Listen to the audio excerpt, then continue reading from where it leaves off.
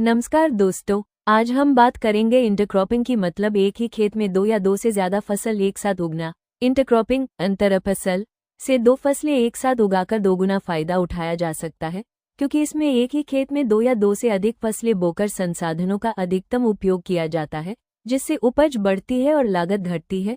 भूमि का बेहतर उपयोग होता है और मिट्टी की उर्वरता भी सुधरती है। इंटरक्रॉपिंग के लाभ: बढ़ी हुई उपज और आय। एक ही खेत से दो फसलें मिलने पर किसानों को अधिक उपज और आय प्राप्त होती है, जैसा कि एबीपी न्यूज में बताया गया है, जहां गन्ने के साथ सरसों उगाकर किसान दोगुना लाभ कमा सकते हैं। संसाधनों का कुशल उपयोग: यह विधि प्रकाश, जल और पोषक तत्वों जैसे प्राकृतिक संसाधनों का बेहतर उपयोग करती है, जिससे भूमि का अधिकतम उपयोग होता है। मिट्टी की उर्वरता में सुधार: फलीदार फसलें जैसे मूंगफली मिट्टी में नाइट्रोजन जोड़कर उसकी उर्वरता बढ़ाती हैं, जिससे रासायनिक उर्वरकों पर निर्भरता कम होती है। कम लागत: कीटनाशकों, खरपतवारनाशकों और अन्य खर्चों में कमी आती है, जिससे कुल उत्पादन लागत घट जाती है।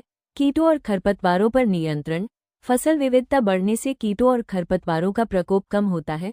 मृदा अपरदन में कमी: पौधों के आवरण से मिट्टी की सतह को ढकने से मृदा अपरदन, मिट्टी का कटाव कम होता है। मृदा वाष्पीकरण में कमी: मिट्टी की नमी को बनाए रखने में मदद मिलती है, जिससे वाष्पीकरण कम होता है।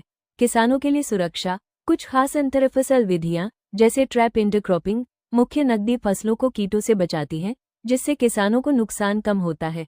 उदाहरण: गन्ना और सरसों। गन्ने की पंक्तियों के बीच में सरसों बोई जा सकती है, जिससे गन्ना और सरसों दोनों की अच्छी उपज मिलती है। आलू और मक्का। आलू और मक्का की एक साथ खेती करने से लागत कम होती है और अच्छी पैदावार मिलती है, जिसमें आलू की कटाई पहले और मक्का की बाद में होती है। फलीदार और अनाज की फसलें। मक्का के साथ सोयाबीन या मूंगफली जैसी फलीदार फसलें उगाने से मिट्टी की उर्वरता बढ़ती है। अगर आपको ये वीडियो पसंद आया हो तो चैनल को सब्सक्राइब करना ना भूलें।